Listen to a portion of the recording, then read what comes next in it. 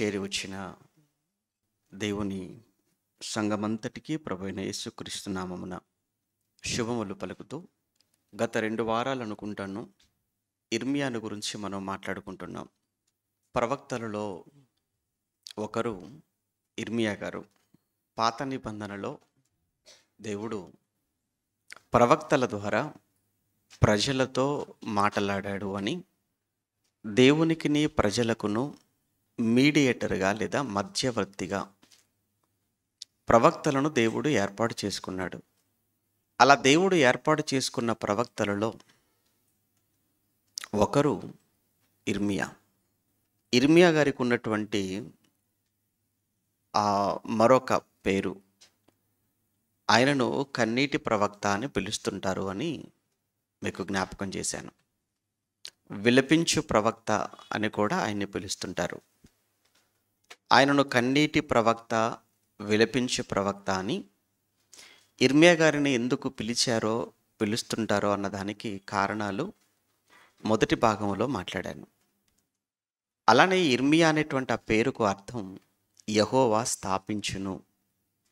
ఇర్మియా అనేటువంటి ఆ పేరు కలిగిన వారు బైబిల్ మొత్తంలో 9 మంది ఉన్నారు. అందులో మనం మాట్లాడుకుంటున్న ఆయన ప్రాముఖ్యమైనటువంటి వ్యక్తి. కారణం, ప్రవక్తగా పనిచేసిన వ్యక్తి, 2 గ్రంథాలను వ్రాసిన వ్యక్తి, 40 సంవత్సరాల పాటు దేవుని పక్షాన అలుపెరగని యోధుడులా అనేకమైన శ్రమలకు, బాధలకు, హింసలకు ఓర్చి దేవుని నామాన్ని, దేవుని మాటలను సమాజానికి ప్రకటించిన ధైర్యవంతుడు ఇర్మియా. దేవుడు ప్రారంభంలో పిలిచాడు బాలుడుగా ఉన్నప్పుడు. వాస్తవానికి ఆయన యాజకత్వం జరిగించాలి. యాజకత్వానికి సిద్ధపడుతున్న సమయం అది. కారణం, తండ్రి యాజకుడు గనుక. ఆ తదనంతరము తను కూడా యాజక వృత్తిలో ఉండిపోదాము, యాజక వృత్తిలో స్థిరపడిపోదాము అనుకుంటున్న సమయంలో దేవుని వాక్కు అతని ప్రత్యక్షమైంది. నువ్వు యాజకుడిగా కాదు, ప్రవక్తగా కావాలి. నాకు ప్రవక్తగా పనిచేయటానికి ఇర్మియా ఒప్పుకున్నట్టు కనపడదు. ఇర్మియా ఒప్పుకోకపోవటానికి కారణాలు కూడా మనం మాట్లాడుకున్నాం. రాజులు బాగోలేరు, ప్రజలు బాగోలేరు, అధికారులు బాగోలేరు, యాజకులు కూడా బాగోలేరు. ఇలా సమాజంలో ప్రధానమైన వర్గాలు అందరూ పాడైపోయి, అందరూ చెడిపోయి, దేవునికి విరోధంగా నిలబడిన ఆ సమయంలో వారందరి మధ్యకు వెళ్ళి వారి ముందు నిలబడి వారు చేస్తున్న దానిని హెచ్చరించి గద్దించాలి అంటే ధైర్యం కావాలి. ఎలా ఉన్నది సిచ్యువేషన్ అంటే అవసరమైతే చంపడానికి కూడా వెనకాడని పరిస్థితులు ఆ రోజు. అందుకు ఇర్మియా, అయ్యా నేను బాలుడను కదా, నా మీద ఎందుకు ఇంత పెద్ద బాధ్యత పెడుతున్నావు, నేను వెళ్ళలేను, నేను చెప్పలేను అని ఇర్మియా మాట్లాడడం. వెంటనే దేవుడు కలుగజేసుకొని, నువ్వు అలా మాట్లాడకూడదు, నేను నీకు తోడుగా ఉంటాను, నువ్వు భయపడవద్దు. ఇదే సమయంలో మరొక వర్గం కూడా అక్కడ సమాజంలో ఆ పని చేస్తుంది. వారే అబద్ధ ప్రవక్తలు.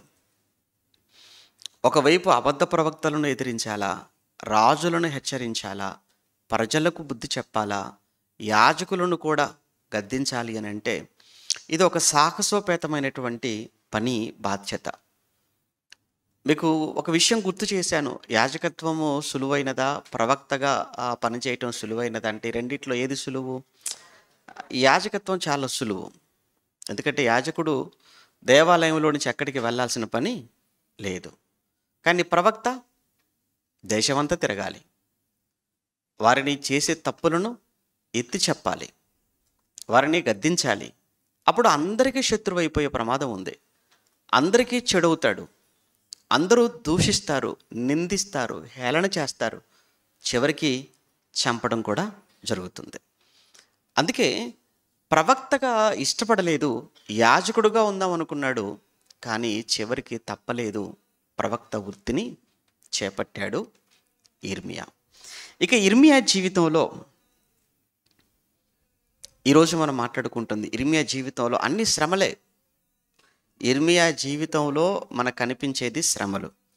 మీకు చివరి వారంలో ఒక విషయం గుర్తు చేశాను. సత్యం మాట్లాడితే లేదా ఉన్నది ఉన్నట్టుగా మాట్లాడినప్పుడు, భక్తిగా బ్రతికినప్పుడు, యథార్థంగా జీవించినప్పుడు తప్పనిసరిగా శ్రమలు రాక మానవు అని మీకు గుర్తు చేశాను. అందులో క్రైస్తవులమైనటువంటి మనకు కూడా తప్పనిసరిగా శ్రమలు ఉంటాయి. శ్రమలు లేని జీవితం అసలు క్రైస్తవ జీవితమే కాదు అని మీకు జ్ఞాపకం. అది నా మాట కాదు, బైబిల్లో ఉన్న మాటే. క్రైస్తవులైతే శ్రమలు ఉంటాయని ఎవరెవరు చెప్పారు అని మీకు గుర్తు చేశాను. యేసు ప్రభుల వారు చెప్పారు, మొట్టమొదట క్రైస్తవులైతే, క్రీస్తుకు శిష్యులుగా మారితే, క్రీస్తును వెంబడించాలనుకుంటే ఖచ్చితంగా ఏమొస్తాయన్నాడు ప్రభు? శ్రమలు. మీరు నా నామము నిమిత్తము మీరు అందరి చేత ఏమవుతారన్నాడు? ప్రేమించబడతారు అన్నాడా? ద్వేషించబడతారన్నాడా? ద్వేషించబడుదురు అన్నాడు. అంటే స్వయంగా యేసు ప్రభుల వారే చెప్తున్నారు. ఆయన నా నామము నిమిత్తం మీరు అందరూ అన్నాడు అనంటే చివరికి ఇంట్లో వారి వలన కూడా ద్వేషించబడతారా? ఇంట్లో వారు కూడా ద్వేషిస్తారు. ఈరోజు కొంతమంది ఉంటుంటారు, చాలామంది, ఏంటి పోయి ఆ దేవుడు నమ్ముకున్నావు, పోయి ఆమతోలోకి వెళ్ళిపోయావేంటి, మనకు ఎంతోమంది ఉన్నారు కదా, మరి ఆ కులం తక్కువ అని చాలా ఎంత హేళనగా మాట్లాడుతుంటారు. ఆ విదేశీ దేవుడు, ఆ విదేశీ బైబిలు, ఆ బైబిల్ అలాంటిది, ఆ ప్రభు అలాంటోడు, ఆ మతం ఇలాంటిది, నువ్వెందుకు అక్కడికి వెళుతున్నావు అని తల్లిదండ్రులు పిల్లలు ద్వేషించిన పరిస్థితి. అలానే పిల్లలు తల్లిదండ్రులు ద్వేషించిన పరిస్థితి. అన్నదమ్ములు ఏమండి అక్క చెల్లెలను ద్వేషించిన పరిస్థితి. ఎందుకు? వాళ్ళు ఎప్పుడైతే ప్రభువులోనికి వచ్చారో ఆటోమేటిక్గా మిగతా అందరి చేత ద్వేషింపబడుతున్న పరిస్థితి. కులం వెలివేస్తుంది, ఊరు కూడా పొమ్మంటుంది. ఆ మధ్యకాలంలో నెల్లూరు జిల్లా అనుకుంటాను, ఒక కుటుంబాన్ని కంప్లీట్గా ఆ ఊరిలో నుంచి వెలివేశారు. కంప్లీట్గా ఆ ఊరిలో మీరు ఉండొద్దు, మా ఊరిలో మీరు ఉండకూడదు అని ఊరిలో ఉన్న పెద్దలు ఒక తీర్మానం చేసి సంతకాలు పెట్టేశారు. కారణం ఏంటంటే వాళ్ళు చేసిన తప్పనిలా ఏమీ లేదు, వాళ్ళు ప్రభువుని నమ్ముకోవడమే. ప్రభువుని నమ్ముకొని వారి ఇంట్లో వారు ప్రార్థన పెట్టుకుంటున్నారు, పాస్టర్ గారు వస్తున్నారు, వాక్యం చెప్పి వెళ్ళిపోతున్నారు, ఎవరికి అభ్యంతరం లేదు. కానీ ఊరిలో ఉన్నటువంటి పెద్దలంతా కూడా నిర్ణయం తీసుకొని ఎట్టి పరిస్థితుల్లో కూడా మీరు ఊరిలో ఉండాలనుకుంటే ప్రభువుని వదిలేయండి అన్నారు. ఈ విషయం చిలికి విషయం పెద్దగా అయిపోయింది. ఎంఆర్ఓ గారి దాకా వెళ్ళింది, అక్కడి నుంచి కలెక్టర్ వరకు వెళ్ళింది, అక్కడి నుంచి మీడియా వరకు కూడా ఆ విషయం వచ్చేసింది. ఆ పెద్దలందరినీ కూడా ఎస్పీ గారు పిలిపించారు, కలెక్టర్ గారు పిలిపించారు, వారికి చివాట్లు పెట్టేశారు. ఆ తర్వాత అది సద్దుమణిగిపోయింది. అంటే ఎంత ద్వేషమా అంటే ప్రభు చెప్పిన మాట అదే, మీరు నా నామము నిమిత్తం మీరు అందరి చేత ఏమవుతారు? ద్వేషింపబడుదురు అన్నాడు ప్రభు చెప్పాడు. పోనీ ప్రభు మాత్రమే చెప్పాడంటే ఇంకా మనం ఏమంటారు పత్రికల్లోనికి వచ్చామనుకోండి. సంఘం ప్రారంభమైన తర్వాత పేతురు గారు మాట్లాడారు, తర్వాత పౌలు గారు మాట్లాడారు. పేతురు గారు ఏమని చెప్పారు? తను రాసినటువంటి మొదటి పత్రిక ఉంది చూసారా, పేతురు గారు రాసిన మొదటి పత్రిక ఎన్ని అధ్యాయాలు ఉన్నాయి? అందులో 5 అధ్యాయాలు ఉంటాయి. మీరు తర్వాత చదువుకోండి. పేతురు గారు రాసిన మొదటి పత్రికలో ఉన్న 5 అధ్యాయాలలో కూడా మీకు శ్రమ అనేటువంటి మాట లేకుండా అధ్యాయం ఉండదు. మీకు అర్థమైందా? మీరు తర్వాత చూడండి, ఏ అధ్యాయంలో మీరు చదివినా శ్రమ, హింస, బాధ, కష్టము అనేటువంటి మాట లేకుండా ఏ అధ్యాయం కూడా ముగించబడదు. అంటే పేతురు గారు తన మొదటి పత్రిక రాయటంలో ఉన్న ఉద్దేశం ఏంటంటే, ఆయన రాసేటప్పటికే క్రైస్తవ్యం శ్రమల్లో మునిగిపోయింది. ఫస్ట్ సెంచరీ కదా, ఆ రోజు రోమ ప్రభుత్వం కదా ఏలుతుంది. అందులో పేతురు గారు రాసే సమయానికి నీరో అనేటువంటి ఒక పెద్ద సైకో చక్రవర్తి ఉన్నాడు. ఆ కాలానికి వాడు క్రైస్తవ్యాన్ని టార్గెట్గా చేసుకొని క్రైస్తవులను భయంకరంగా హింసించిన వాడు, శ్రమ పెట్టినవాడు, పౌలు గారి చావుకు వాడే కారణం. ఆ రోమ్ నగరాన్ని తగలబెట్టినవాడు వాడు. కదా క్రైస్తవులు ఎక్కడ కనపడితే అక్కడ తీసుకొచ్చేసి ఈడ్చుకొని వచ్చి జైలు పడేస్తున్నారు, చంపేస్తున్నారు. క్రైస్తవ్యంతా ఒక విధంగా ఒక పెద్ద కుదుపుకు లోనైపోయిన పరిస్థితి అనమాట.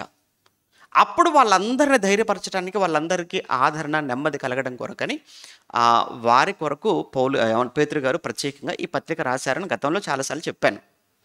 అందుకే ఆ మొదటి పత్రికలో ఎలాంటి శ్రమల్లో ఉన్నారు అని మీరు చదువుకుంటారు. 4వ అధ్యాయంలో 12వ వచనంలో అగ్ని వంటి మహాశ్రమ, ఆ పదం చూడండి, శ్రమ అంటేనే చాలా ఎక్కువ, అలాంటిది అగ్ని వంటి శ్రమ. ఇంకా అందులో ఏమన్నాడు? అగ్ని వంటి మహాశ్రమ. శ్రమ, అగ్ని వంటి శ్రమ, అగ్ని వంటి మహాశ్రమ. అంటే ఇక అంతకు మించి లేదు ఇక చెప్పడానికి కూడా పదం. అంత భయంకరమైన శ్రమల్లో ఉందన్నమాట క్రైస్తవ్యం. ఈ అగ్ని వంటి మహాశ్రమలను చూసి మీకేదో వింత జరుగుతున్నట్టుగా మీరేం ఆశ్చర్యపోకండి.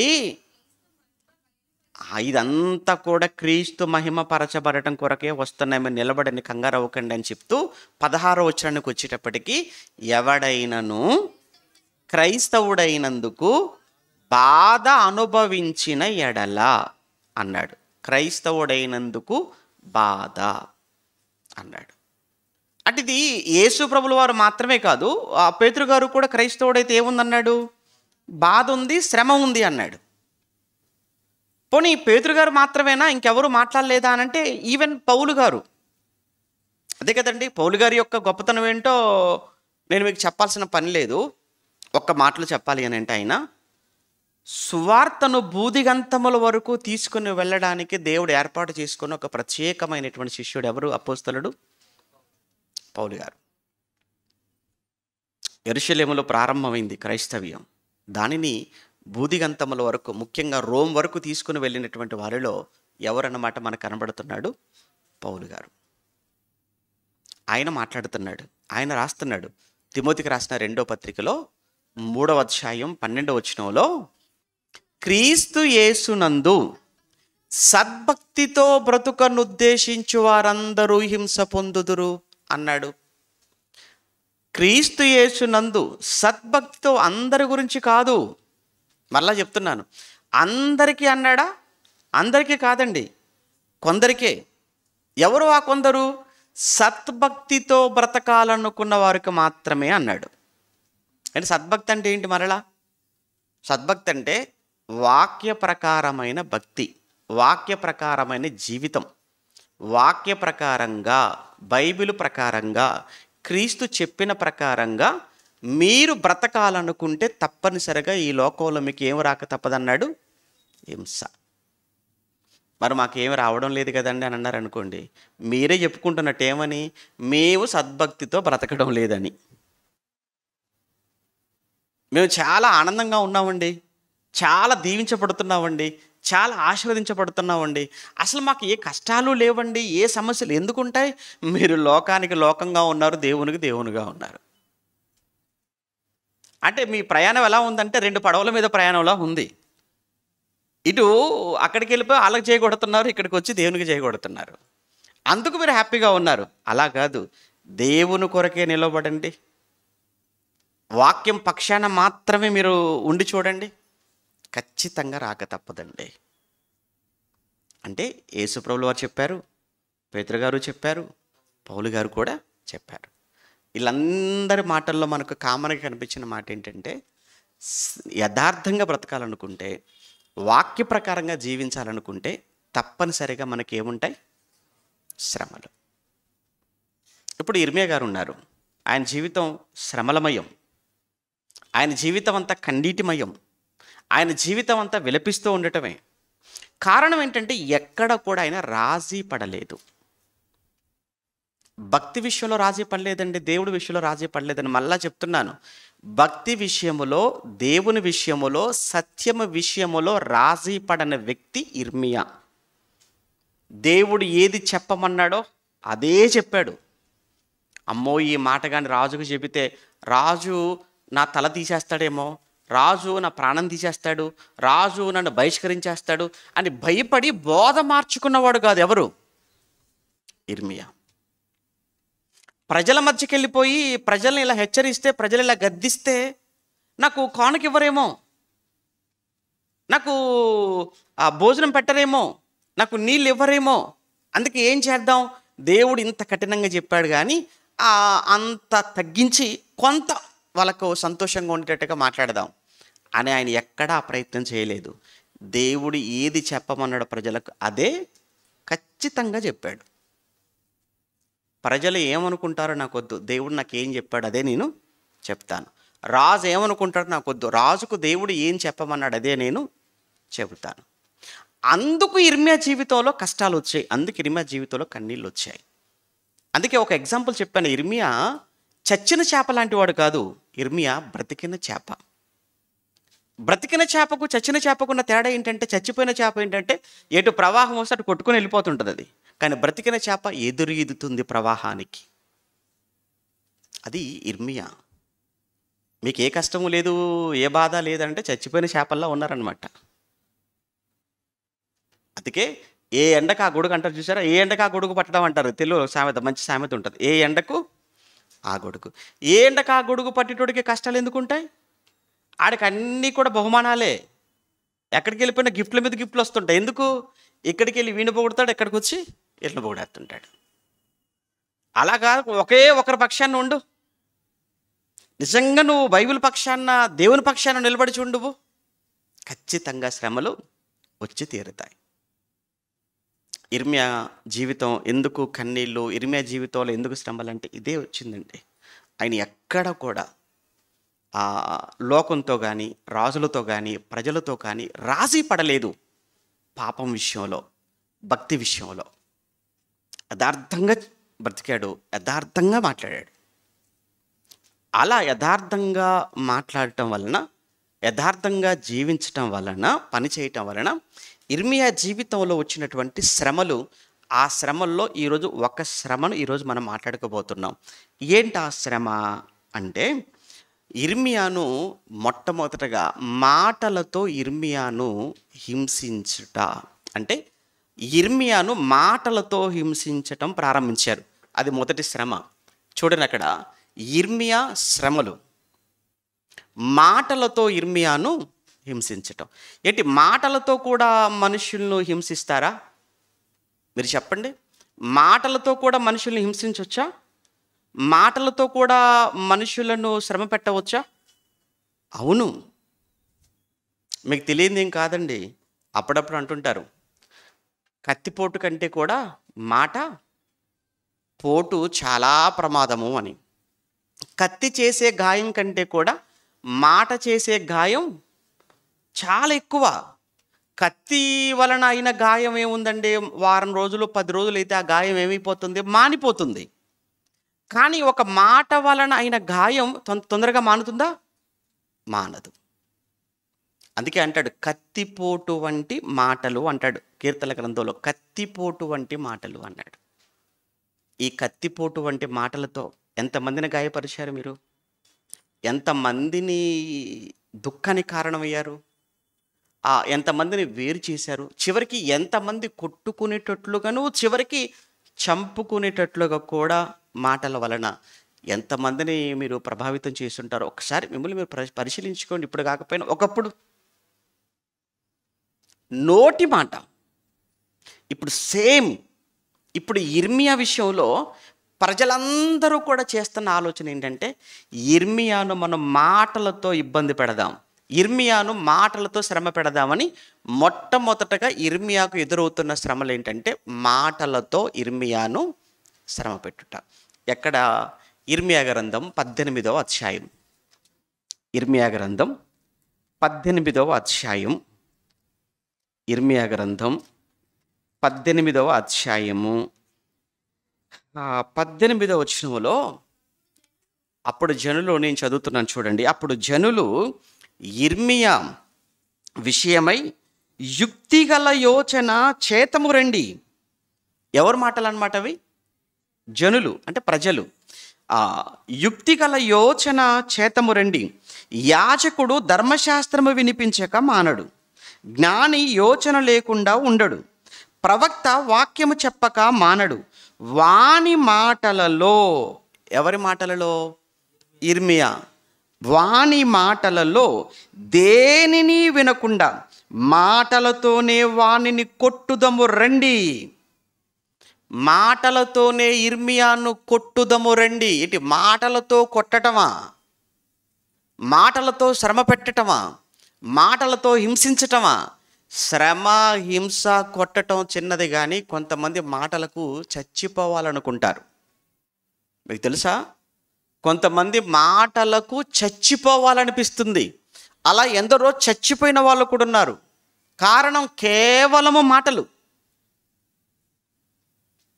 అందుకే ఎప్పుడు చెప్తుంటాను, మరలా చెప్తుంటాను, నోరు మాట, అది ఎంత కంట్రోల్లో ఉంటే నీవు, నీ కుటుంబం, నీ జీవితం అంత అదుపులో ఉంటుంది. దానిని అదుపు చేయకపోతే నువ్వు, నీ కుటుంబం, కొన్ని కుటుంబాలు కూడా నాశనం అయిపోయే ప్రమాదం ఉంది. ఆ నోటికి, నోటిలోని నాలుకకున్న శక్తి అది. ఎంత చిన్న అవయవం కదండి. దేవుడు బైబిల్లో శరీరంలో ఉన్న అవయవాల గురించి మాట్లాడుతున్నప్పుడు ఒకటి నోటి గురించి ఎక్కువ మాటలు చెప్పాడు, రెండు కన్ను గురించి చెప్పాడు. నోటి గురించి ఎక్కువ మాట్లాడతాడు. మీకు తెలుసు, నాలుక మీద అధ్యాయాలే ఉంటాయి. అదే సమయంలో కన్ను, ఇది కూడా మంచిది కాదు. ఎందుకంటే కన్నుకున్న ఒక్క మాటలు చెప్పాలి. దాని పవర్ ఏంటంటే, నీ కన్ను చెడినదైతే నీ దేహమంతా కూడా ఏమన్నాడు? చీకటి. అంటే నీ దేహాన్ని, నీ జీవితాన్ని కూడా చీకటిలోనికి నెట్టివేయగల శక్తి చిన్ని కన్నుకుందంటే ఈ కన్ను ఎంత ప్రమాదకరమైంది ఒక్కసారి ఆలోచించండి. అలానే నాలుక, అలానే మాట, దాని గురించే మాట్లాడుతున్నాడు ఇక్కడ. ఏమంటున్నాడు? మాటలతో వాణిని కొట్టుదాం. ఎవరిని? ఇర్మియాను. ఇక ఈ మాటలతో కొట్టడం కాదు, చివరికి వచ్చేసరికి ఏం చేద్దాం అనుకున్నారట? 23 చూస్తారా? యెహోవా, ఇదేంటి? ఇర్మియా గారి ప్రార్థన అన్నమాట అది. అక్కడ 23లో, యెహోవా, నాకు మరణము రావాలనని వారు నా మీద చేసిన ఆలోచన అంతయు నీకు తెలిసే ఉన్నదంటే, మన మాటలతో కొడదాము, ఆ మాటలకు తట్టుకోలేక ఇర్మియా ఆడేమైపోవాలి? చావాలి. మీకు అర్థమైందా? మనం చంపొద్దు, చచ్చేటట్టుగా చేద్దాం. మనం చంపాల్సిన పని లేదు, మనం మాట్లాడదాం అంతే. ఆ మాటలు విని విని విని జీవితం మీద విరక్తి చెంది ఇర్మియానే చస్తాడు రా. అలా ఇర్మియా తన్ను తాను చంపుకునేటట్టుగా మాట్లాడదాం. ఇలాంటి వాళ్ళు ఉండరా అండి? మా జీవితంలో మేము చాలా చూసాం, చాలా అనుభవించాం కూడా. గట్టి ప్రాణాలు కనుక నిలబడగలిగాం. మాకు వచ్చినటువంటి ఆ మాటలకు, మా మీద వేసిన నిందలకు, మమ్మల్ని అవమానపరిచిన విధానానికి మీలో సగం వచ్చినా కానీ ఈ పాటికి మీ ఇంట్లో ఫోటో ఉండేది గోడకు. ఈ పాటికి మీ దిన కార్యక్రమాలు కూడా అయిపోయేవి, జ్ఞాపకార్థ కూడికలు కూడా. మాకు వచ్చిన దాంట్లో సగం అంటున్నాను, మొత్తం కాదు. ఎందుకు? వీళ్ళందరి జీవితాలు చదువుకొని నిలబడి మీరా నిలబడగలిగారంటే మరి వీళ్ళందరి జీవితాలు చదువుకొని నిలబడ్డాం. వీళ్ళ జీవితాలే మాకు తెలియకపోతే, వీళ్ళ జీవితాలు మేము చదువుకొని ఉండకపోతే నిలబడే వాళ్ళం కాదు. వీళ్ళ జీవితాలు మేము చదువుతున్నప్పుడు మాకు ఏమనిపిస్తుంది? వాళ్ళకు వచ్చిన దాంట్లో మనకు 1% కూడా లేదు, దీనికే చావాలా? ఒకవేళ చావే పరిష్కారం అనుకుంటే మొట్టమొదటిగా చచ్చిపోవాల్సిన వాళ్ళు ఎవరంటే ఇర్మియానే. అందుకే ఈ నెలలో మన సభలకు అదే టైటిల్ పెట్టామండి, చావే సమస్యకు పరిష్కారమా. ఈ నెలలో మనకు 3 రోజుల సభలు ఏర్పాటు చేశారు కదా, మీరే అంతా కూడా ఖర్చు పెట్టుకొని చేస్తున్న సభలు, సంఘం అంతా కూడా. ఈ నెల 27, 28, మార్చి 1, 3 రోజులు. టైటిల్ ఏంటంటే ఇదే టైటిల్ పెట్టాను, చావే సమస్యకు. ఇక ఆ సభలకు వచ్చిన తర్వాత, ఆ సభల్లో ఆ మాటలు విన్న తర్వాత చచ్చిపోవాలన్న ఆలోచన కలలో కూడా రాకూడదు. చచ్చిపోదామన్న ఆలోచన ఎవ్వరికి రావద్దు. ఎవరైనా ఒకవేళ అప్పుల్లో ఉండో, ఏమంటే లవ్ ఫెయిల్యూర్ అయిపోయో, లేకపోతే అవమానించబడ్డారనో, లేకపోతే నిందింపబడ్డారనో, లేదా ఆర్థిక ఇబ్బందుల వల్లనో, ఇంకా ఏ విధమైన సమస్యలతోనైనా ఏదో ఒక సమయంలో చచ్చిపోదామన్న ఆలోచన మీ ముందు ఒకవేళ ఎవరైనా కానీ చెప్పుంటే, అలాంటి వారిని ఈ సభలకు తీసుకురండి, ఆ సభలో కూర్చోబెట్టండి. ఈ 3 రోజులు విన్న తర్వాత నిర్ణయం తీసుకోమనండి.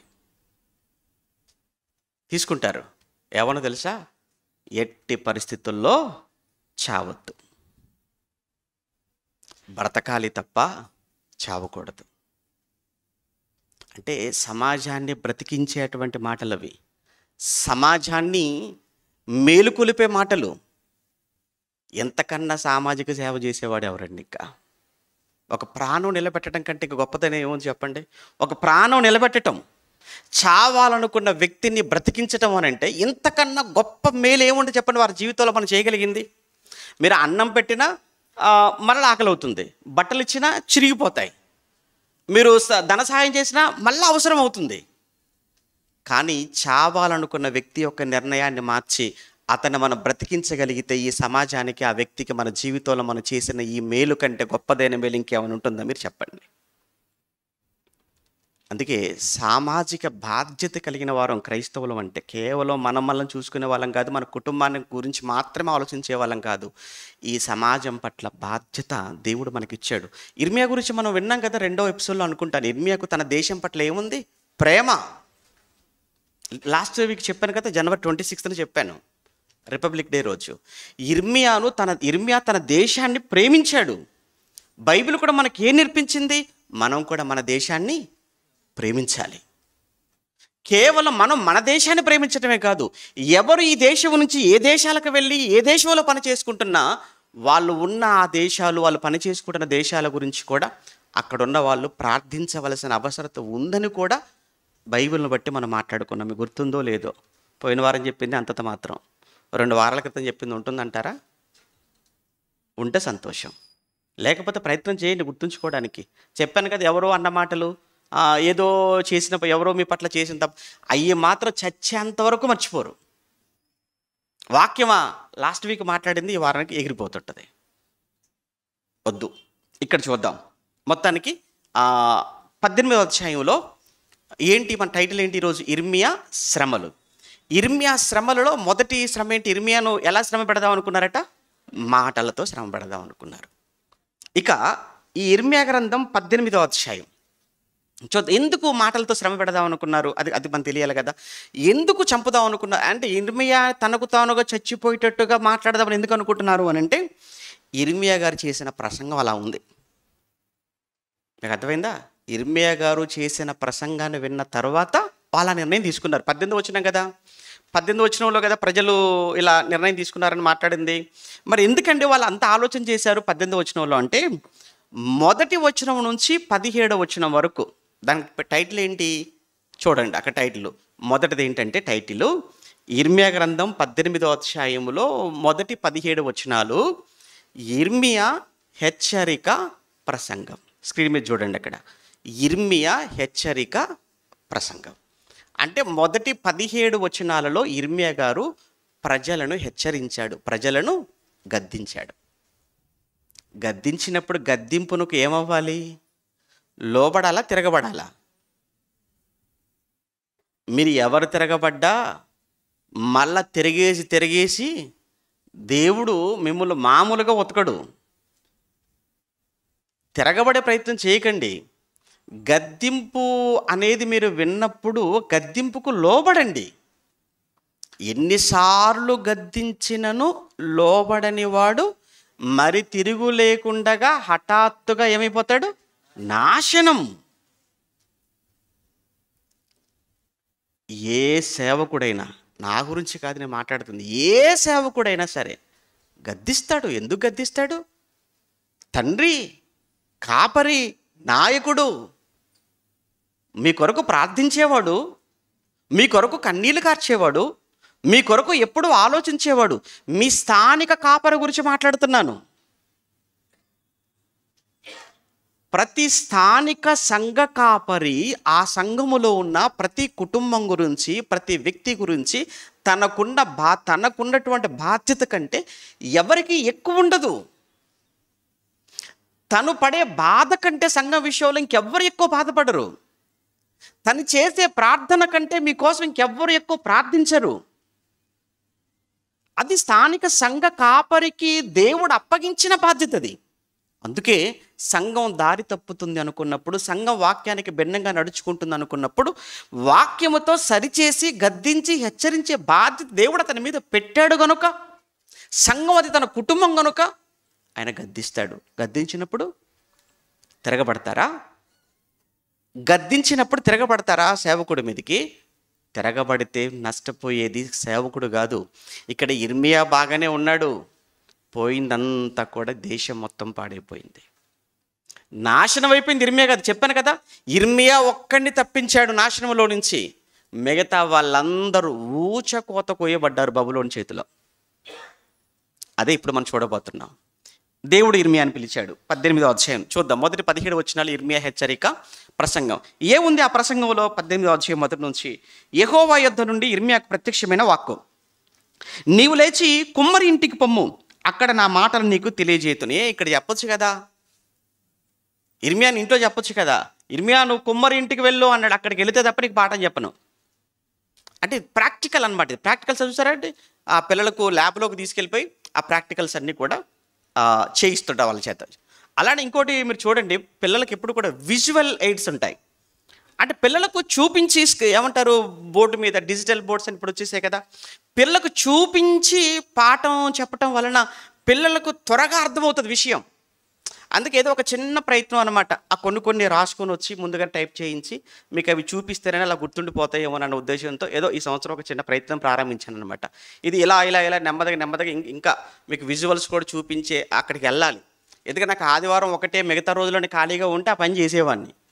మిగతా రోజులన్నీ తిరిగి ఆదివారం ఉదయానికి ఇక్కడికి వచ్చేసి మళ్ళీ మీకు చెప్పాలంటే ఇవన్నీ రెడీ చేసుకోవాలంటే నాకు టైము లేకనే కదా. అందుకే నాకు ఉన్న దాంట్లో ఎంత ఎఫర్ట్ పెట్టాలో అంత ఎఫర్ట్ పెట్టగలుగుతున్నాను. 2 వారాలు మీ మధ్యలోనికి రాక, ఈ 2 వారాలలో సుమారుగా ఎంత తిరిగారు అని అంటే మొత్తం చూస్తే 3500 కిలోమీటర్ల కారులో తిరిగేసి వచ్చేసాను. అంటే ఆల్మోస్ట్ కాశ్మీర్ నుంచి కన్యాకుమారి వరకు కారులోనే కూర్చొని కాళ్ళు లాగేసే, నడువులు జారిపోయాయి, మొత్తం పెయిన్స్, బాడీ మొత్తం కూడా పెయిన్స్. నిన్న రాత్రి వరకు ఏ రోజు ప్రయాణం లేకుండా లేదు. ప్రయాణాలలోనే కొన్ని గంటలు. అందువల్ల మీకు ఇవన్నీ చూపించుకుంటూ చెప్పాలి. యాక్చువల్గా ఇప్పుడు మిగతా వాళ్ళు చెప్పగలుగుతున్నారంటే వాళ్ళకు ఇంత ఉంటుంది కదండి. ఈ రోజు ప్రసంగం అయిపోయిందని అంటే మళ్ళీ సోమవారం నుంచి మళ్ళీ నెక్స్ట్ వీక్ ప్రసంగం కోసం అయ్యగారు చక్కగా అన్నీ సిద్ధం చేసుకుంటాడు. మరి మనదేం అలా లేదు. ఈరోజు ఉదయం ఇక్కడ చెప్తాం, సాయంత్రం ఇంకో దగ్గరికి చెప్పాలి, రేపు ఇంకో చోటుకి వెళ్ళాలి, ఎల్లుండి మరొక చోట చెప్పాలి. ఇందువలన సాధ్యమైనంత వరకు మీకు అర్థం చేయించడానికి, మీకు అర్థమయ్యేటట్లుగా ఆ విషయాన్ని మీ ముందు పెట్టడానికి నాకున్నటువంటి ప్రతి క్షణం మీకు ఎఫర్ట్గా నేను పెడుతున్నాను. ఇంకా భవిష్యత్తులో తప్పనిసరిగా, ఎందుకంటే ఇక తిరగలేని పరిస్థితి వచ్చేస్తుంది, ఎక్కువగా ప్రయాణాలు చేయలేని సిచ్యువేషన్, వయసు, ఏజ్ ఫ్యాక్టర్ ఒకటి, బాడీలో ఏమంటారు చేంజెస్ ఒకటి, ఇవన్నీ ఉంటాయి.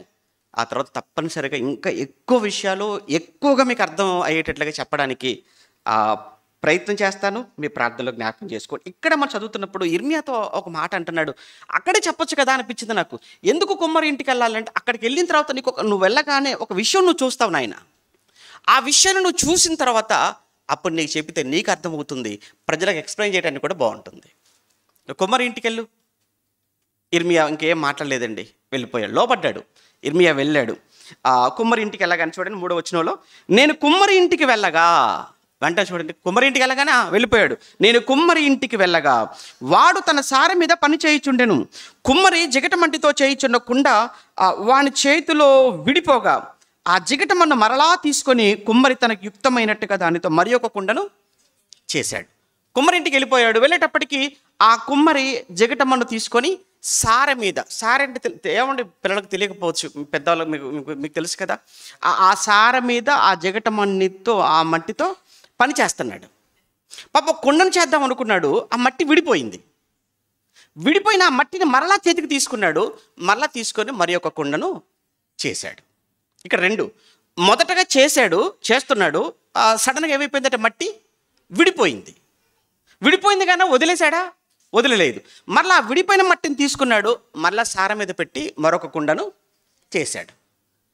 ఇప్పుడు ఆ కుమ్మరి గురించి మాకెందుకు, ఆ సార గురించి మాకెందుకు, ఆ జిగట మట్టితో మాకెందుకు, ఇదంతా ఏంటి ఉంది ఏంటో తర్వాత చెప్తుంటాడు అనమాట.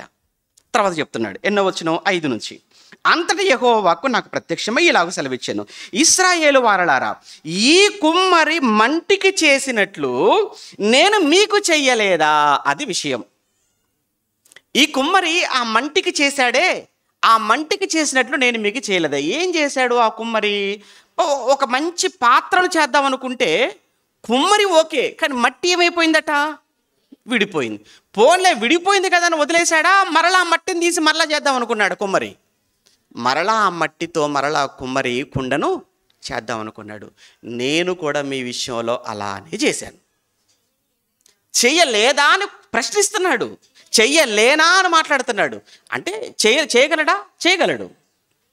కుమ్మరి ఏమైనా చేయగలడు కదా, నేను మీ విషయంలో అలా చేయలేనా అని మాట్లాడుతూ, ఇదే యెహోవాకు జిగట మన్ను కుమ్మరి చేతిలో ఉన్నట్టుగా ఇశ్రాయేలు వారలారా మీరందరూ నా చేతిలో ఉన్నారు.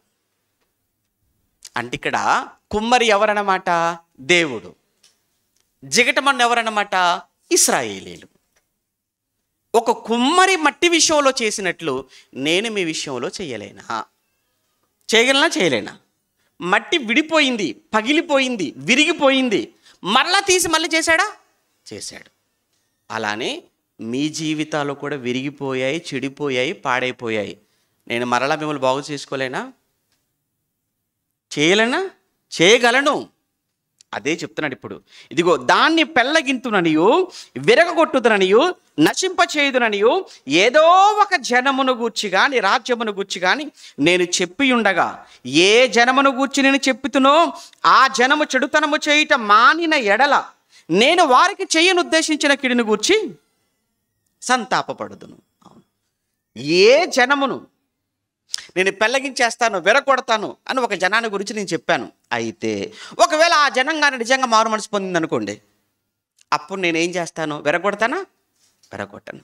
పాడు చేస్తాను, ఆ జనాన్ని పాడు చేయను. ఎప్పుడు? మారు మనసు పొందినప్పుడు. అలానే అది మొదటిది. రెండో చూద్దాం.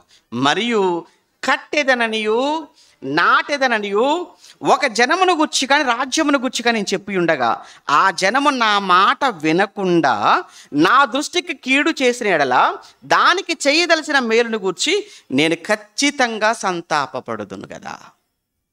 అంటే ఒకవేళ నేను చెప్పినటువంటి ఈ మాట వినలేదనుకోండి, నేను వాళ్ళకు మేలు చేస్తానా? మేలు చేయలేను కదా. మేలు చేద్దాం అనుకున్నాను, కానీ వాళ్ళేమో జీవితాలు చెడిపోయి పాడైపోయి పాపంలో ఉన్నారు. నేను వీళ్ళ కోసం ఎంతో చేద్దాం అనుకుంటే వీళ్ళేంటి ఎలా పాడైపోయారు అని వీళ్ళకి ఎంతో చేద్దాం అనుకున్నాను.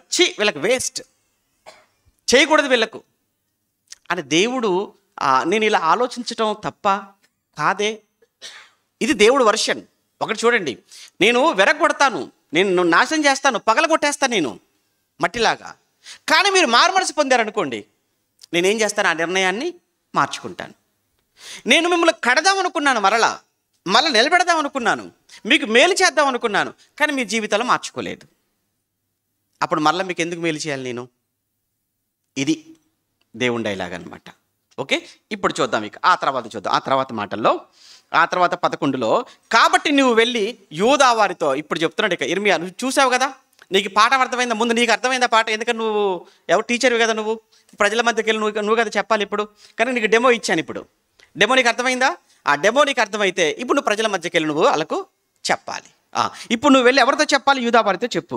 నీవు వెళ్ళి యూదా వారితోనూ యెరూషలేము నివాసులతో ఇట్లనము, యెహోవా సెలవిచ్చిన మాట ఏదనగా, మీ మీదికి తెచ్చుటకై నేను కీడును కల్పించి ఉన్నాను, మీకు విరోధముగా ఒక యోచన చేయుచున్నాను. మీరందరూ మీ మీ దుష్ట మార్గములు విడిచి మీ మార్గములను మీ క్రియలను చక్కపరుచుకోండి.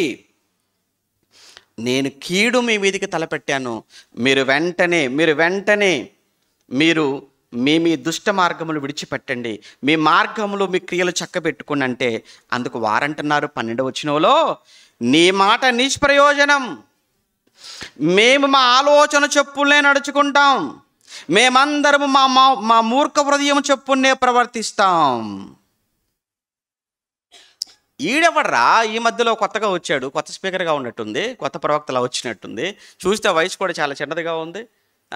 ఈడొచ్చేసి తల నిరిచిపోయిన మనకేదో చెప్తానంటున్నాడు ఏంటి? మన మార్గాలు బాగోలేవు ఏంటి? మన ప్రవర్తన బాగోలేదు ఏంటి? మన దుష్టక్రియలు చేస్తున్నాం అంటున్నాడు ఏంటి? ఆడు చెప్పండి, మేము ఇంతే, మేము మారం. అయినా మా మార్గాలు తప్పంటావేంటి? మా మార్గాలు కరెక్టే, మా మాట కరెక్టే, మా చూపు కరెక్టే, మా నడత కరెక్టే, మా బ్రతుకులన్నీ బాగున్నాయి. నువ్వు మాకు చెప్పాల్సిన పని లేదు, మాకు తెలుసు. చాలామంది మూర్ఖంగా మాట్లాడుతుంటారండి. మా జీవితం మా ఇష్టం అండి, మా కుటుంబం మా ఇష్టం అండి. మీరెవరండి మాట్లాడడానికి? మీరు చెప్తే మేము వినాలా? మీరు చెప్పినంత మాత్రాన్ని మేము సరి చేసుకోవాలా? మేము మారం, నీ దిక్కున్న చోట చెప్పుకో. ఇలా మాట్లాడే వాళ్ళు ఏమంటారు? జ్ఞానులు అంటారా? మూర్ఖులు. ఇలా మాట్లాడుతున్న వారిని మూర్ఖులు అంటారు, అజ్ఞానులు అంటారు. వీళ్ళంతా కూడా ఒక సమావేశం అవుతున్నారు. నెక్స్ట్ చూడండి, వీళ్ళంతా ఒక సమావేశం అవుతారు. ఆ సమావేశానికి ఆ సమావేశం పేరు ఏంటంటే, అందరూ మూర్ఖులే కదా, మూర్ఖుల సమావేశం. అది ఏ సమావేశం? మూర్ఖుల సమావేశం, మూర్ఖుల సహవాసం. అది ఒక్కడికైనా దేవుడన్నా, వాక్యం అన్నా, భక్తి అన్నా ఏమైనా ఉందంటే ఒక్కటి ఉండదు. అప్పుడప్పుడు చూడండి, పొట్టబొడుతుడికి అక్షరం ముఖరాదురా అంటారు. చిన్నప్పుడు వినేది. ఇప్పుడు క్లాసుల్లో కూడా మీరు చూడండి, ఆడెలా ఉంటాడనంటే చాలా రెబల్గా ఉంటారు వాళ్ళు. చదువుకునేవాడు ఎప్పుడు కూడా సైలెంట్గా ఉంటాడు. ఎప్పుడు వెళ్ళాలా, ఎప్పుడు కూర్చోవాలా, ఎప్పుడు నేర్చుకోవాలా అన్నట్టుగా ఉంటాడు. ఈ చదువు అబ్బదు, కొంతమంది చదువు అబ్బదు. ఈ చదువు అబ్బన వాళ్ళు మరి మాకు ఎలా గుర్తింపు వచ్చింది క్లాస్లో అంటే, కాస్త దౌర్జన్యం చేయాలి, కాస్త హడావుడి చేయాలి క్లాస్లో. అలానైనా కానీ మేము అందరి నోట్లో మేము ఉంటాం కదా. ఇదండి మనిషికి ఎటొచ్చి ఏంటంటే, వాళ్ళ కోసం మాట్లాడుకోవాలి. వాళ్ళ కోసం మాట్లాడుకోవాలంటే మంచితో మాట్లాడించుకోవడం అంటే కష్టం. అది మనకు పడేటట్టుగా లేదు. మరి ఇక నెక్స్ట్ ఉన్న ఆప్షన్ ఏంటంటే చెడు ద్వారానైనా. ఇప్పుడు పేపర్ న్యూస్లలో మంచి వాళ్ళ పేర్లు వస్తాయి, చెడు వాళ్ళ పేర్లు వస్తాయి, అంతే కదండి. మంచివాడి పేరు పేపర్లో రావాలంటే చాలా సంవత్సరాలు పట్టిద్ది. చెడ్డవాడి పేరు రావాలంటే ఒక క్షణం చాలు. ఏమండి, మొన్న కూడా భార్యను చంపేసి మంచి కుక్కర్లో పెట్టి ఉడికించేశాడట. ఆడ ఆ పని చేయనంత వరకు ఎవరికి తెలుసా? గురుమూర్తి మీకు ఏమైనా తెలుసా? మీకు ఆ బంధువా? ఇక్కడ ఒక బంధువు ఉన్నాడు ఆడేమైనా? లేదు. ఆడొక్కసారిగా చూసారు ఎంత పాపులర్ అయిపోయాడో. ఏం చేశాడు? భార్యకి ఏమైనా గుడి కట్టించాడా? గుడి కట్టిలే, భార్యను సమాధి చేశాడు. అంత కూడా పాపులర్ అయిపోయాడు. సేమ్ అంతే ఉంటారు. ఈవెన్ సంఘాలలో కూడా అంతే. ఆ రోజు యూదా సమాజంలో కూడా అలానే ఉన్నారు వాళ్ళు. అదే చెప్తున్నాడు అక్కడ, మేము మా మూర్ఖ హృదయము చొప్పున మేము ప్రవర్తించుదుము అని అందరూ. 13, కావున యెహోవా ఇలాగు సెలవిచ్చుచున్నాడు, అన్యజనులను అడిగి తెలుసుకొనుడి, ఇట్టి క్రియలు జరుగుట వారిలో ఎవడైనా విననా? ఇశ్రాయేలు కన్యక బహు ఘోరమైన కార్యము చేసి ఉన్నది అన్నాడు. ఆ తర్వాత అయితే నా ప్రజలు ఏమన్నాడు? ఆ లెబానోను పొలములో నుండి బండ మీద హిమము ఉండుట మానునా? దూరము నుండి పారుచున్న చల్లని జలములు పారక మానుతాయా? అవి మానవే. అయితే నా ప్రజలు నన్ను మరిచి ఉన్నారు అన్నారు. కన్యక ఆభరణాలు ఏమన్నా మరిచి ఉన్నారు అన్నాడు కదండి. ఎన్నిసార్లు మర్చిపోయారు అనే విషయాన్ని 2వ అధ్యాయం అనుకుంటాను, ఒకసారి చూస్తారా? 2వ అధ్యాయం, ఇర్మియా గ్రంథం 2వ అధ్యాయము 32. కన్యక తన ఆభరణములను మర్చిపోద్దా అండి? ఏమంటే పెళ్లి కుమార్తె తన వడ్డానమును మర్చునా అంటే, పెళ్లి రోజు పెట్టుకునేది అవి పెట్టుకోకపోతే పెళ్ళే జరగదన్నట్టు, పెళ్ళే చేయదన్నట్టుగా మేకప్ అయి వస్తారు కదా పెళ్లిపెట్ల మీదకి ఎవరైనా కానీ. మర్చిపోతారండి? అయ్యో వడ్డాన మర్చిపోయానంటారా? అయ్యో ఆభరణాలు మర్చిపోయానంటారా? అస్సలు. బైబిల్ మర్చిపోయి వేదిక ఎక్కినటువంటి పెళ్లి కూతురు చూశాను కానీ, ఏమండి మేకప్, అలంకరణ, నగలు మర్చిపోయి వేదిక ఎక్కి కూర్చున్న మీరు చూసారా? పోనీ చెప్పండి. మర్చిపోరు, అస్సలు మర్చిపోరు అవి. అదే చెప్తున్నాడు, కన్యక తన ఆభరణములను మర్చున, పెళ్లి కుమార్తె తన వడ్డానములను మర్చున, నా ప్రజలు లెక్కలేనన్ని దినములు నన్ను అదే గుర్తు చేస్తున్నాడు. ఇక్కడికి మరలా వచ్చేద్దాం. 18వ అధ్యాయం. నన్ను మరిచి ఉన్నారు, మాయకు ధూపం వేయించున్నారు. మాయ ఎవరు? మాయ అంటే అడే సాతాను. వాడు దేవుని ప్లేస్లో అనేక మందిని వాడు తీసుకొచ్చి వాడు ప్రజల ముందు పెట్టి దేవుని వైపు నుంచి వాడు ట్రాక్ మళ్ళించేశాడు. మీకు అర్థమైందా? దేవునికి ప్రతిగా సృష్టం పూజ చేస్తున్నారనమాట. ఒకటి మాయ. ఆ మాయకు ధూపము వేయించున్నారు. మెరక చేయబడిన దారిలో తమ నడవలని పురాతన మార్గములైన త్రోవలలో తమ్మును తాము తొట్టిల్ల చేసుకుంటున్నారు. దారి తప్పేశారు. వారు ఎల్లప్పుడూ అపహాస్యాస్పదముగా ఉండుటకై తమ దేశమును పాడుగా చేసుకొని ఉన్నారు. దాని మార్గము నడుచు ప్రతి వాడు ఆశ్చర్యపడి తల ఊపును. తూర్పు గాలి చెదరగొట్టినట్లుగా వారి శత్రువులు, చూడండి ఇక శాపం వచ్చేస్తుంది. తూర్పు గాలి చెదరగొట్టినట్లుగా వారి శత్రువులు ఎదుట నిలవకుండగా వారిని నేను ఏం చేస్తానంటున్నాడు దేవుడు? చెదరగొట్టేస్తాను. వారి ఆపద్దిన ముందు వారికి విముఖుడనయ్యే వారిని చూడకపోయేదను అన్నాడు. ఇక్కడ 2 విషయాలు చెప్పాడు. చెదరగొట్టబోతున్నాను. ఎవరిని? యూదా వారిని చెదరగొట్టబోతున్నాడట. అంటే అర్థం ఏంటిక? ఇప్పుడు యెరూషలేములో ఎవరు ఉండరు ఇక. తల్లి ఒకవైపు, తండ్రి ఒకవైపు, పిల్లలు ఒకవైపు, కుటుంబాలన్నీ ఒక్కొక్క వైపుకు చెదిరిపోబోతున్నారు అన్నాడు. ఆ తర్వాత ఇక వాళ్ళు చెదిరిపోయిన తర్వాత నాకు మొర పెడతారు, కానీ నేను వారి మొర వినను. ఈ మాట ఇప్పుడు ఇర్మియా వెళ్ళి చెప్పిన తర్వాత ప్రసంగం అదిరిపోయింది ఇర్మియా గారు, ఇప్పటివరకు ఎప్పుడు వినలేదు ఇలాంటి ప్రసంగం, మరొక్కసారి మళ్ళీ నీ ప్రసంగం ఇలానే చెప్పాలని కోరుకుంటున్నావని ఎవడైనా వచ్చి షేక్ హ్యాండ్ ఇచ్చి దండెత్తారో చెప్పండి. ఇప్పుడు మిమ్మల్ని దేవుడు చెదరగొట్టబోతున్నాడు. మీరు ఆ తర్వాత చెరలోనికి వెళ్ళిపోయిన తర్వాత మీరు ఎంత ప్రార్థన చేసినా దేవుడు వినడట. చెదరగొట్టడం కూడా మామూలుగా ఉండదు. వాడు బబులోను చక్రవర్తి రాబోతున్నాడు. మొత్తం దొరికి కత్తితో పొడి చేసుకుంటూ తలలన్నీ కూడా పుచ్చకాయలు తెగిపోబోతున్నాయి. యెరూషలేము దేవాలయం ఉండదు, ప్రాకారాలు ఉండవు. ఎటు చూసినాక రక్తం రక్తం ప్రవహిస్తుంది, ఎటు చూసిన శవాల దిబ్బగా మారిపోతుంది ఈ పట్టణం అని చెప్పినందుకు ఇర్మియాకు దండేస్తారా?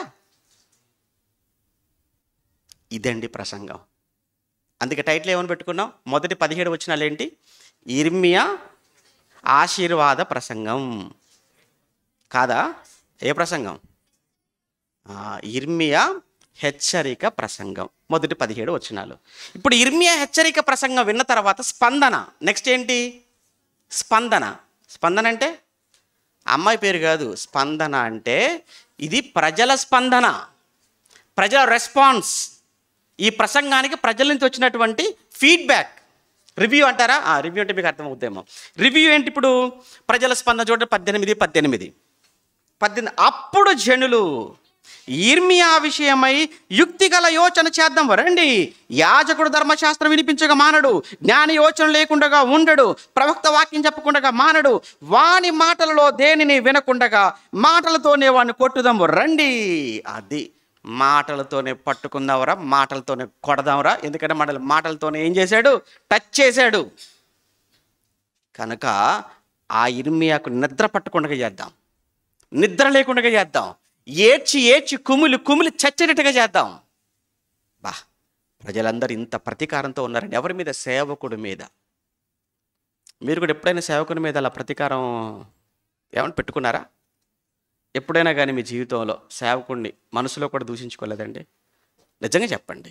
దేవుని సన్నిధిలో ఉన్నారు కదా, మీరు నిజంగా మీకు వాక్యం చెప్పి మిమ్మల్ని దేవుని జ్ఞానంలో పెంచుతున్న మీ దైవజనులైన, మీ సేవకులైన, మీ పరిచారకులైన వారి విషయంలో ఎప్పుడు కలలో కూడా మీరు ఎప్పుడు తప్పుగా అనుకోలేదా?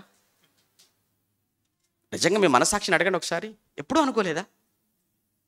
ఈడేంట్రా బాబు నసా, ఈడేంట్రా బాబు ప్రసంగం, ఈడేంట్రా బాబు నా కోసం చెప్తున్నాడు, ఈడేంట్రా బాబు టార్గెట్గా చేసేసాడు, ఈడేం ప్రసంగాలు రా బాబు, అలా అయితే మనం వెళ్ళొద్దురా బాబు అని ఎప్పుడు అనుకోలేదా మీ సేవకుడి గురించి? మీరేంటిలేండి, ఒకప్పుడు జనులు చూడండి, ఆ యూదా ప్రజలందరూ ఇంకా నయం, మీరు చావాలనేది మీరు అనుకోకపోయి ఉండొచ్చులే, కానీ ఇర్మియా గారిని మాత్రం ఆడికి ఆడుగా చావాలి. కొన్ని కొన్ని మాటలు వింటున్నప్పుడు మరి అలానే అనిపించింది, కానీ నిలబడతాం కదా గట్టిగా బలంగా. ఎందుకంటే ఇదండి మొత్తానికి ఇర్మియా ప్రసంగానికి స్పందన 18 ఒక చూసాం. ఇప్పుడు నెక్స్ట్ మూడవ భాగం ఏంటి? మూడో భాగం ఏంటంటే 19 నుంచి 23, మూడో భాగం 19 నుంచి 23. ఇదేంటి? ఇర్మియా గారి ప్రార్థన. ఓకేనా? ఇర్మియా గారి ప్రార్థన. ఇప్పుడు ప్రజల స్పందన విన్నాడు. ప్రజల స్పందన విన్న తర్వాత ఇప్పుడు ఇర్మియా గారు నెక్స్ట్ ఎవరు చెప్పుకోవాలి? ఆయన బాధ అంతా ఎవరు చెప్పుకోవాలి? దేవుడికి చెప్పుకోవాలి. ఇప్పుడు ఇర్మియా గారి దేవుడికి చెప్తున్నాడు. ఇర్మియా గారి దేవుడికి ఏం చెప్తున్నాడో చూద్దాం. 19 నుంచి 23 ఆ స్పందన ఏమంటే ఇర్మియా ప్రార్థన.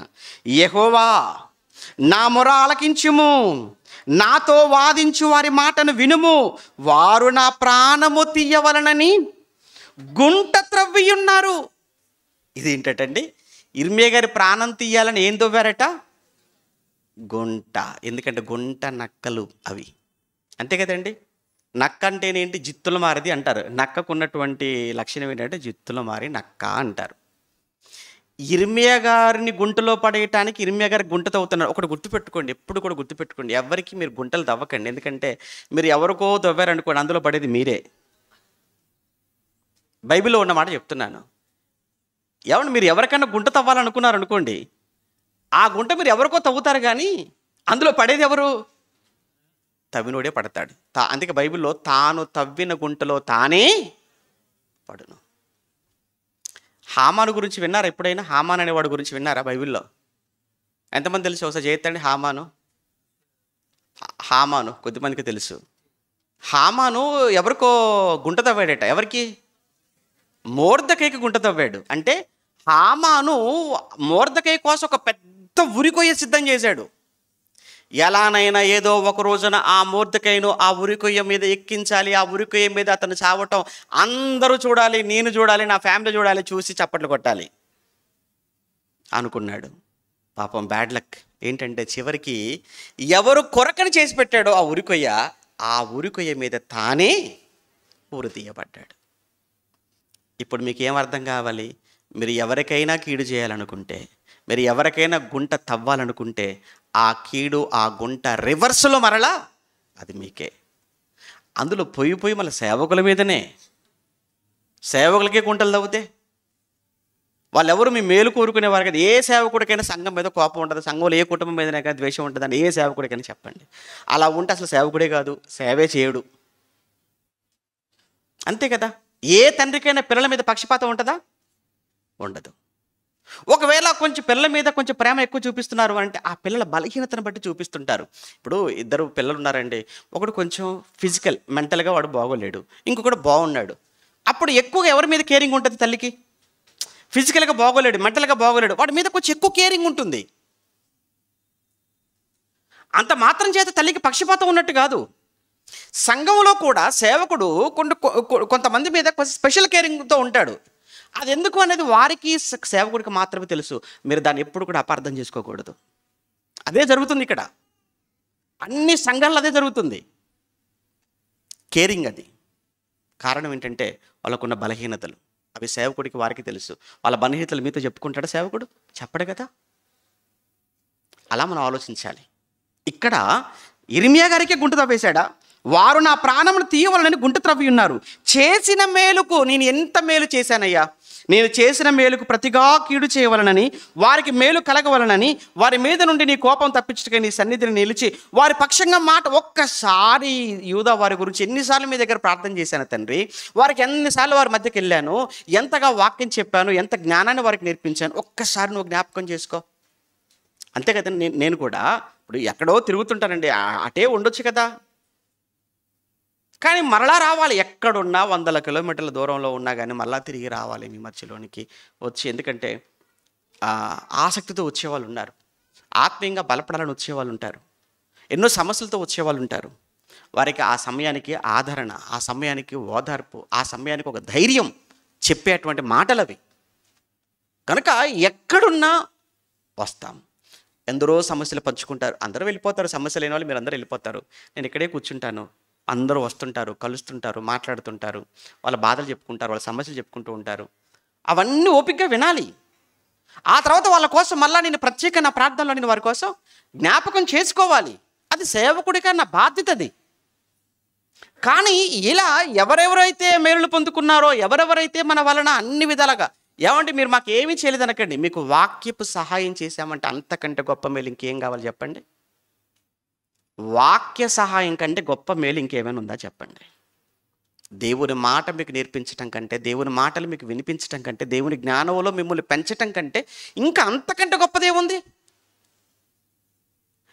ఇర్మియా అదే బతిమాడుకుంటాను, అయ్యా నేను ఎన్నిసార్లు వాళ్ళ మధ్యలోనికి వెళ్ళాను, వారు తప్పులు చేశారు, వారు పొరపాట్లు చేశారని వారి కోసం నీ దగ్గర ఎన్నిసార్లు ప్రార్థన చేశాను నేను. కానీ ఈరోజు వారు నా కోసం ఏం చేస్తున్నారు? గుంటలు తవ్వుతున్నారు, నా ప్రాణం తీయాలని చూస్తున్నారు కదా.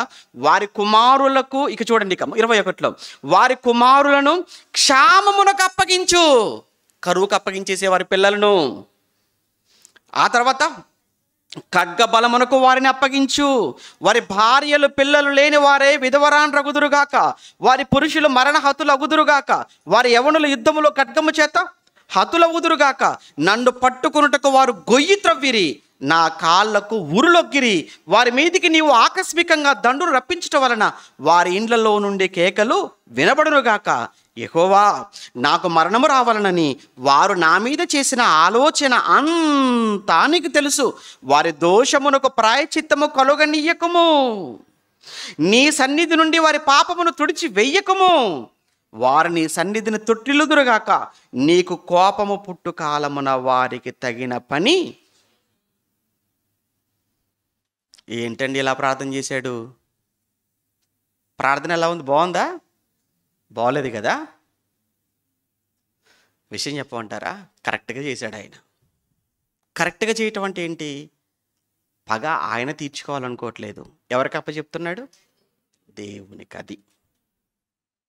ఎందుకంటే దేవుడు ఒక మాట అన్నాడు, పగ తీర్చుట నా పని. కనుక నా దేవుడికి అప్పచెప్పేశాడు, ఆయన ఇష్టమే కది. జరిగింది చెప్పాడు, జరగబోతున్న దాన్ని కూడా చెప్తున్నాడు. కనుక ఇక్కడ ఇర్మియా గారు తప్పేమి చేయలేదు. ఇక్కడ అన్ని విషయాలు మనం చూసినప్పుడు చివరిగా నిజంగా ఇర్మియా గారికి ఎందుకు వచ్చాయి ఈ శ్రమలు? ఒకటి, సత్యాన్ని ప్రకటించాడు, సత్యాన్ని బోధిస్తున్నాడు. గనక సత్యాన్ని ప్రకటించే వారికి, యథార్థంగా జీవించే వారికి శ్రమలు సాధారణంగానే వస్తాయి. శ్రమలు వస్తాయి కదా అని వాక్యాన్ని దాచిపెట్టాల్సిన పని లేదు. ఉన్నది ఉన్నట్లుగా కుండ బద్దలు కొట్టినట్టుగా వాక్యాన్ని చెప్పవలసిందే. అలా చెబుతున్నప్పుడు ఏదో ఒక మాట మీ హృదయాన్ని గద్దిస్తే ఆ గద్దింపుని మీరు స్వీకరించండి. ఎవరు చెప్పినా, నేను చెప్పితేనే కాదండి, ఎవరు చెప్పినా సరే అది గద్దింపు అయితే ఆ గద్దింపుని మీరు ఏం చేయాలి? స్వీకరించండి. అలా మీరు గద్దింపును స్వీకరిస్తే మీరు రాబోయే ప్రమాదం నుంచి తప్పించుకుంటారు. గద్దింపుకు మీరు లోబడకపోతే శిక్ష కోసం మీరు ఎదురు చూడాలి. వీళ్ళు ఏం చేశారంటే గద్దింపుకు లోబడలేదు. ఎవరు? యూదులు. లోబడక చెప్పిన గద్దించినటువంటి ప్రవక్త మీదకి తిరుగుబాటు చేశారు. అందుకే ఇర్మియా మిగిలాడు, యూదులు ఎవరు మిగలలేదు. ఆ రోజు యెరూషలేం పట్టణం. అందుకే చివరికి ఇర్మియా చేసిన పని ఏంటంటే మంచి పని. ఆయన దేవునికి అప్పగించుకున్నాడు తప్ప ఆయన ఏమైనా పగ తీర్చుకున్నాడా? లేదు. కనుక ఎప్పుడు కూడా మనం చేయవలసిన పని కూడా అదే. మనం ఎవరి మీద మనం పగ తీర్చుకోకూడదు. మళ్ళీ చెప్తాను, మనం ఎవరి మీద పగ తీర్చుకోకూడదు. మనం దేవునికి అప్పచెప్పాలి, మనం సైలెంట్గా ఉండాలి. ఇంకా ఇది క్రొత్త నిబంధన కనుక ఈ క్రొత్త నిబంధనకు వచ్చేటప్పటికి ఆయన ఏమన్నాడంటే, మిమ్మల్ని హింసించే వారిని మీరు దీవించండి అన్నాడు, మిమ్మల్ని శపించే వారి కొరకు మీరు ప్రార్థన చేయండి అన్నాడు తప్ప ఈ రోజుల్లో మనం ఇలాంటి ప్రార్థన కూడా మనం చేయాల్సిన అవసరత లేదు. అలాంటి మంచి మనసు యేసుప్రభుల వారు కూడా మీరు చూడండి, ఆయన దూషించబడి అంటాడు పేతురు గారు మొదటి పత్రికలో, ఆయన దూషించబడి బదులు దూషించలేదు. ఆయన అవమానించబడ్డాడు, తిరిగి ఆయన ఎవరిని అవమానించలేదు. ఆయన నిందించబడ్డాడు, మళ్ళీ తిరిగి ఎవరిని నిందించలేదు. కనుక అలాంటి మంచి మనసు మనము కలిగి ఉండాలి అన్నదే ఈ ఇర్మియా జీవితంలో, ఈ శ్రమల్లో నుంచి మనం నేర్చుకునే గొప్ప పాఠం. కనుక ఇర్మియా జీవితంలో 3వ భాగం అయిపోయింది. ఏంటి? శ్రమలు ప్రారంభమయ్యాయి. ఆ శ్రమలలో ఏ శ్రమలు? మాటలతో ఇర్మియాని ఏం చేద్దాం అనుకున్నారు? శ్రమ పెడదాం, మాటలతో కొడదాం, మాటలతో చంపుదాం అన్నది. అంతటితో అయిపోలేదు.